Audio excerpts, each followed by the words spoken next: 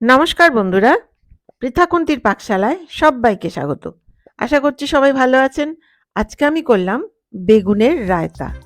এই গরমে এটা অত্যন্ত উপকারী আর উপাদেয় বটে। তাহলে চলুন দেরি না করে দেখিয়ে দিই এই রায়তাটি আমি কি করে করলাম। তাহলে চলুন শুরু করি। এইরকম একটা লম্বা বেগুন আমি নিয়েছি আর বেগুনটা খুব ভালো করে ধুয়ে নিয়েছি। এবারে দেখিয়ে দিচ্ছি এই রায়তার জন্য বেগুনটা আমি কি করে কাটলাম।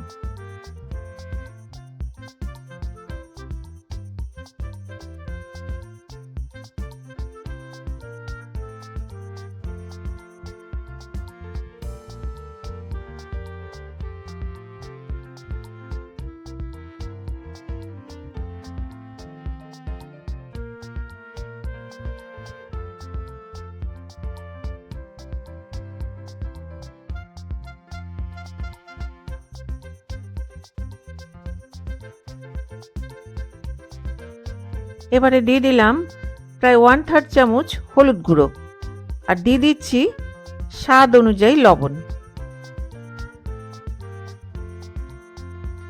দিয়ে এটা খুব ভালো করে আমি মিশিয়ে নিচ্ছি। লবণ আর হলুদ দিয়ে বেগুনটাকে ম্যারিনেট করে নিচ্ছি।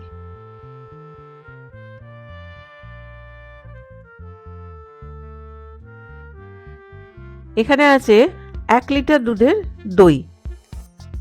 এখান থেকে আমি প্রায় অর্ধেকটা অন্য একটা বাটিতে তুলে নিচ্ছি।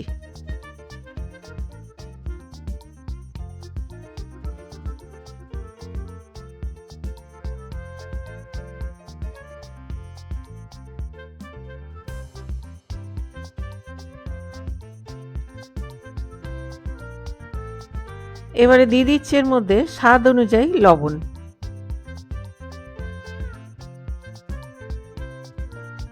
আর দিয়ে দিলাম 1/3 চামচ গুঁড়ো চিনি। চিনিটা অপশনাল, যাদের পছন্দ হবে না তারা দেবে না। আর যদি আর একটু মিষ্টি বেশি পছন্দ করে সে আরও একটু মিষ্টি দেবে।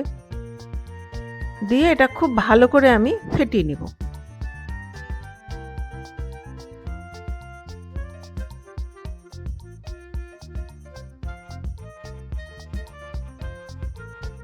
কড়াইটা গরম হয়ে গেছে, দিয়ে দিলাম 3 টেবিল চামচ সানফ্লাওয়ার অয়েল।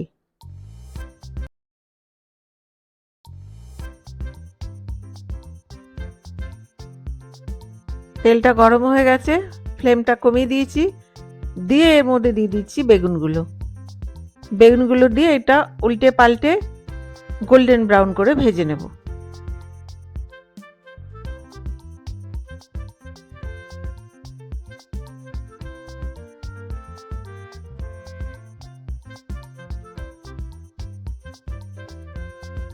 বেগুনগুলো ভাজা হয়ে গেছে, গোল্ডেন ব্রাউন হয়ে গেছে বেগুনগুলো। এবার একটা বাটির মধ্যে আমি তুলে নিলাম। সবগুলোই আমি একইভাবে ভেজে নেব।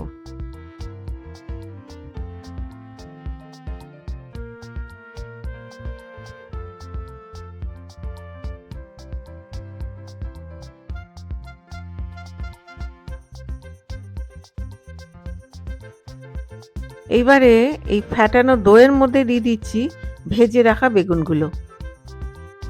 কারো ইচ্ছে হলে আর একটু কম বেগুন দিতে পারে, বা ইচ্ছে হলে আর একটু বেশি বেগুনও দিতে পারে, যে যা স্বাদ অনুযায়ী দেবে। বেগুনগুলো দিয়ে এই দইয়ের মধ্যে এগুলো চুবিয়ে দিচ্ছি।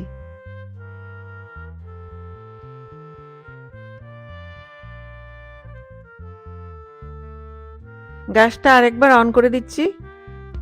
তেল তো গরমই আছে প্রায়।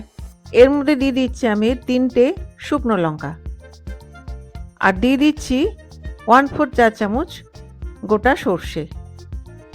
দিয়ে এটা চিটচিট আওয়াজ করা পর্যন্ত নেড়ে নেব, স্প্ল্যাটার করা পর্যন্ত আমি নেড়ে নেব।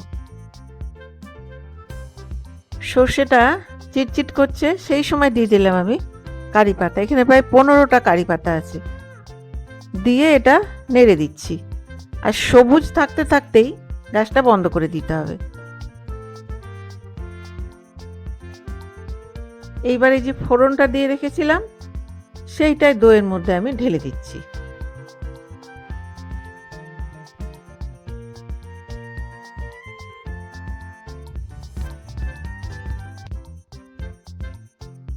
এইবার একটা চামচ দিয়ে আমি মিশিয়ে নিচ্ছি, ওপর নিচ করে নিচ্ছি, যাতে ফ্লেভারটা সমানভাবে ভেতরে থেকে যায়।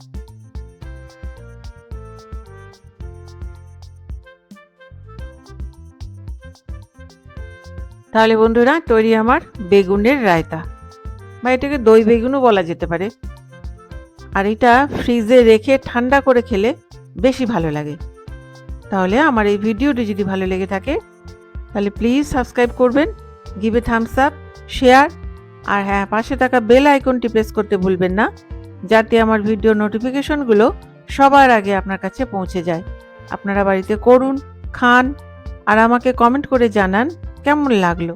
তাহলে দেখা হচ্ছে আরেকটি নতুন রেসিপি নিয়ে। আর আমার এই ভিডিওটি শেষ পর্যন্ত দেখবার জন্য ধন্যবাদ। ভালো থাকবেন, সুস্থ থাকবেন।